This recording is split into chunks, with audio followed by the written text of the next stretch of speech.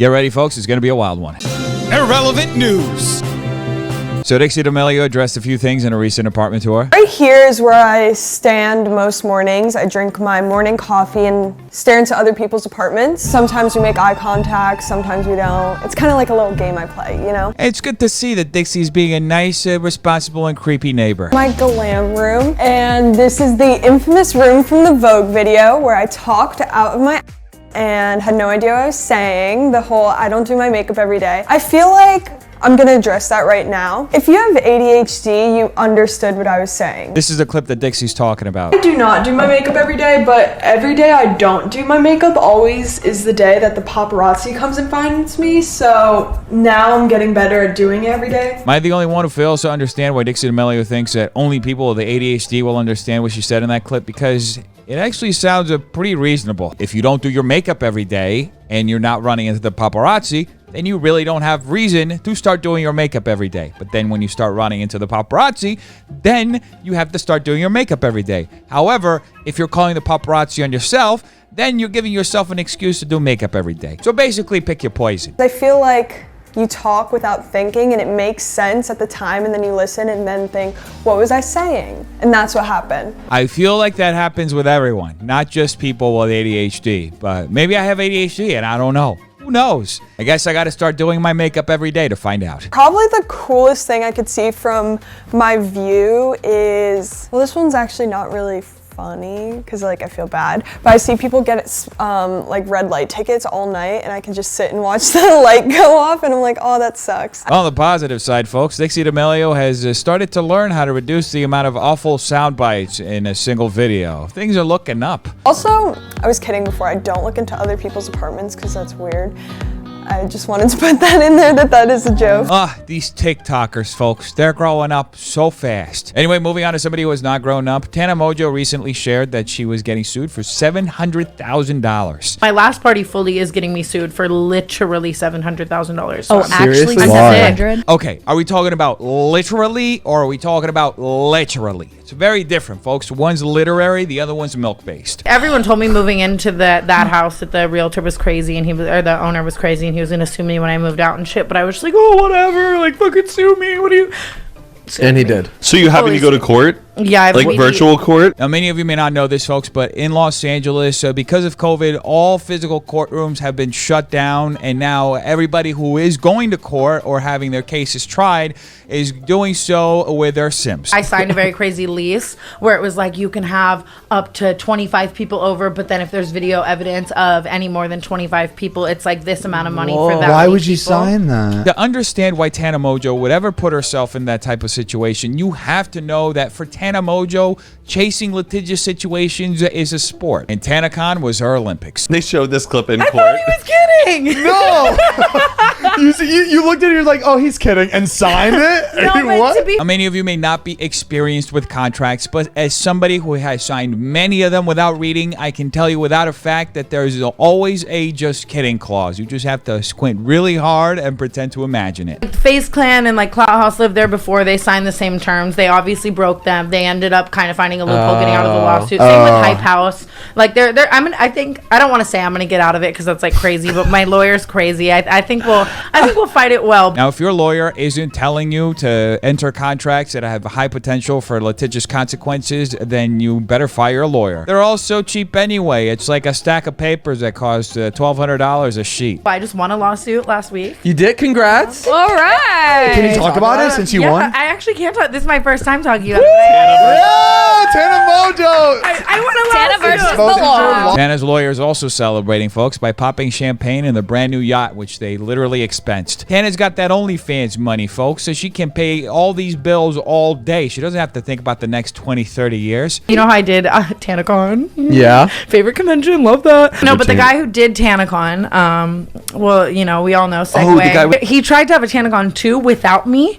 Like he he made an Instagram under TanaCon, got the actual app. Like, you know, you can pay those like hackers to get the like short little names. Wait, is Tana Mongeau for real, folks? I am appalled. She actually had the gall to sue her former TanaCon business partner and Dr. Phil's favorite punching bag, Michael Weist, for literally trying to do a sequel to TanaCon. Why does she have to do stuff like this? Why does Tana have to rob us of the joy of experiencing another TanaCon? Doesn't she understand that the world needs this desperately right now? Anyway, folks, Austin McBroom's brother, Landon McBroom, responded to his baby mama, Shyla Walker's video, exposing him for a whole bunch of allegations, including allegedly trying to kidnap their daughter, allegedly Shyla allegedly doing a whole bunch of sketchy stuff, and it is an hour-long video where he takes it point by point, so we're gonna look at the highlights. Before this got to this point, when everything was going on, I was worried that I didn't have enough evidence, or I wouldn't be able to find enough evidence to defend myself. So now that I watched her video and saw all the evidence that she proposed to you guys, to me, it seems like this is premeditated and that she was planning to try to expose me at some point. You can tell this whole situation is going to be a mess from the get. He does present a lot of receipts, and it just looks like the downfall of this relationship was really toxic. They were both filming each other behind each other's backs and in front of each other's faces, and just trying to get gotcha moments for who the hell knows what. My intentions were never to get her in trouble, to make her where she can't see our daughter, or to expose her to the world. I just wanted to be done. Since Joseph has filmed everything the last 4 years, when her video came out, we were able to watch it and see everything that was said, and Joe was able to go and retrieve every little piece of evidence to prove that I'm innocent. This is a really ugly side to social media, because you see this happening as you're growing up, right? Adults falling out with each other, divorces happening, people just not getting along who used to get along super well or should be getting along because they're building a family together. And nowadays, especially if people are influencers, it feels like there's this whole need to debate all of it in the public sphere, and it just adds a whole new level of bullshit to that situation. I mean, can you imagine this daughter going back in time and watching her parents duke it out like this publicly? First, I want to address what I think is the most important thing, which is the word of never have I her, never have I anybody, I never put my hands on a woman, and I never will. That is 100% false. I think it's really weird how in her video she tried to expose every little part of our relationship, but when it came to, you know, the most serious part, which was the she didn't feel like talking about it, and she didn't show any evidence of it. People deal with abuse in different ways. She may have evidence that she's not sharing, or she may have filed a police report, but nothing came out yet. But just saying that it didn't happen without any evidence, it turns into this whole like he said, she said situation, which how the hell do you resolve that? The only piece of evidence that I know of are these 1 or 2 photos that were leaked from her side that are kind of showing bruises on her neck or chest area. There's a reason why her face is not included in those photos, and there's a reason why those charges have now been dropped. Now, I had to censor the photos, but they basically showed 2 different angles of a neck with red marks on the front. But I feel like he addressed this in kind of a weird way, because he said there's a reason why she doesn't show her face. Okay, what was the reason, you know, to quote Cardi B? And then what the hell are the pictures that you showed us? I mean, can you explain that further? There's just a lot of questions and a lot of stuff that's implied that is kind of all covered in a broad stroke by, yes, the charges got dropped. Okay, so he's been exonerated by the police, but what the hell happened? You know, I feel like there needs to be more detail and context, but maybe there's a reason why he doesn't want to go into it. Maybe they reached an agreement behind the scenes. I don't know about you folks, but I think it's kind of weird to deal with such serious accusations like physical abuse in a way that leaves a lot up to interpretation instead of just a solid denial with evidence to back it up. But he said the charges have been dropped, so that means that. Now, when it comes to verbal abuse, I will admit that there has been times where I have said things that should have never been said. We both have said things that never should have been said. But again, that came in form of incidents and random fights that just got too far and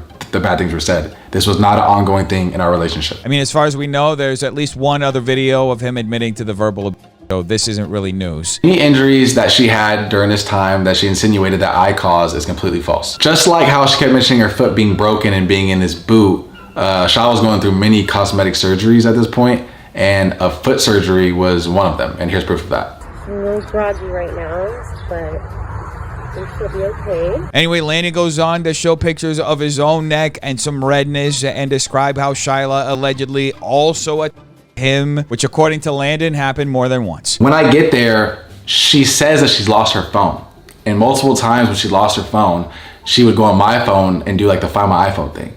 So me, not thinking anything of it, I unlock my phone and I let her do it. Once she goes outside, I hear the door open to the car.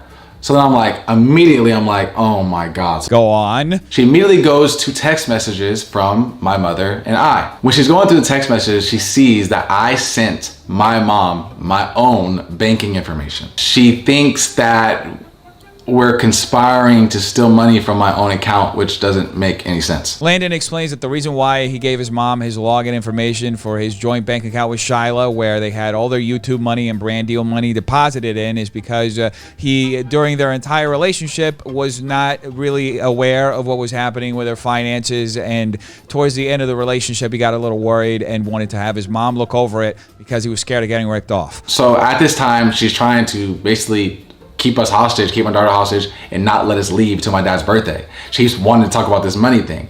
So in that time, I'm over here like whatever you gotta do. If you want to call my mom about this situation, do what you gotta do, but do it outside the car. Let me leave, please. I don't want to deal with this. Now, this part I don't understand, because they both corroborated that this confrontation happened outside his truck, and there's video evidence from both sides showing that this, in fact, did happen. But why the hell didn't he just jump into an Uber and go to his dad's birthday party if he really wanted to go that bad? Why was it so important that he just take her out of the truck and go? I mean, at the end of the day, if he really wanted to go, if he was really interested in minimizing confrontation, he would have just left. Who are you getting a loan from? I'm working with my mom. Okay, then call her. Doesn't matter. Then call her. I have to I'm leave. done playing with you. I Call already her. told you. I already spoke Then to you, call and I her. said by Then Sunday call her. I'll have an update. Then call her. That's what I Then just told you. Then call her.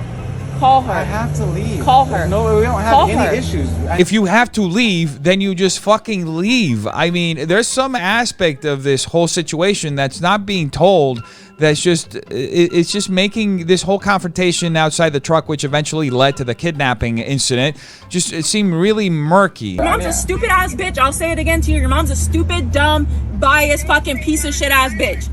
Your daughter needs help. Like, your daughter literally needs help. God, I'm looking at her right now. She's literally crazy. Your mom's a piece of shit. No, your daughter's Your mom's actually a lying piece of crazy. shit. Your daughter's No, crazy. It's very clear what Landon is trying to do, sharing these clips of Shyla cursing his mother out. He's trying to villainize her, but at the end of the day, it's all really questionable. I mean, we don't have the full context of this whole interaction. We're seeing this really poorly shot video and just two people yelling at each other nonstop on their front yard. It's a very emotional situation, and people handle situations like that in different ways. Now, while Landon appears to be holding himself together, Shyla appears to be a little upset about the situation, which is also perfectly normal. People will handle situations in different ways. There's a part in that video where I literally am saying, I just want to leave, and she says, give me my money. It's my dad's birthday. What am I taking crazy about with Soul. you? Pay me my money. If that doesn't show you something, I think that's very strange. What does this show, Landon? That you think she's a gold digger? I mean, folks, a big part of his strategy in this entire video is to just imply things and to hope that the audience arrives at the conclusion that he wants them to arrive at. I mean, you can't leave room for the imagination if you're trying to prove your innocence, especially if you're not showing the full context of these videos or even evidence to support some of your own claims as you're doing this stuff. At the end of the day, for some of these situations, he's actually showing that Shyla was right about a lot of these things in her original video and was also rightfully very angry. Joseph walks away with Soul, just goes around the corner like he's done multiple times. Her mother, Soline's mother, sees Joseph walk away with our daughter for a good period of time. Maybe 5 minutes goes by. In that 5-minute period, it only gets worse. I'm still remaining calm, as you can see in the video. This is a little bit of bullshit because, yes, he was remaining calm, but he wasn't disengaging. He wasn't doing anything to de-escalate. He could have just fucking taken an Uber to his dad's birthday and completely stopped the conflict. But no, he was there pushing, trying to get into his truck. And yes, he's calm, but it's still... there's an aspect of aggression that is still going on, even though he's calm, because he's fighting over this territory of getting into his car so he can fucking leave and do what he wants. Now, don't get me wrong. That is his car at the end of the day. He's free to do whatever the fuck he wants. However, if he is focused on conflict resolution, he would know that him getting the truck is the least important thing that he can achieve right now while he's in the middle of this battle with his baby mama. Especially a fight that's happening in his fucking front yard for all his neighbors to watch. At the end of the day, just a little bit of emotional intelligence could have helped him realize that continuing the conflict is only going to make things worse, which is exactly what happened. Joseph comes back with Soline and tells us to go inside. When he says to go inside, her mother turned towards Joseph and she's already mad about Joseph for whatever reason, but she's basically saying like, and you like, I don't even know what the fuck you're doing. Give me my daughter back. I mean, she's the mom. She's completely in her fucking right to ask for her daughter back, especially when it's somebody who's not a family member holding your child. Just like you saw in the video, she's walking towards Joseph aggressively. The fact that he described her moving over to pick up her daughter as aggressively, this guy, folks, just a couple of months ago was fucking knocking someone out on a boxing ring. The guy who's holding the daughter is just as big, if not bigger than him. So excuse me if I don't believe that these two motherfuckers felt intimidated from Shyla. Give me my daughter. Just go. Just go. No, stop. Stop. Known her for years. He can see that she's not normal, that something's wrong, that she's super enraged. He says, like, no, like, what are you doing? I'm gonna continue to walk away because she's not, doesn't look like she can be taking slow right now. Is this guy a fucking idiot? Because how the fuck is he trying to actually justify that his fucking videographer has more of a right to hold his daughter than the mother of his child? As Joseph's walking away, I tell Joseph, just keep walking, you're fine, just keep walking. I tell Joseph to keep walking.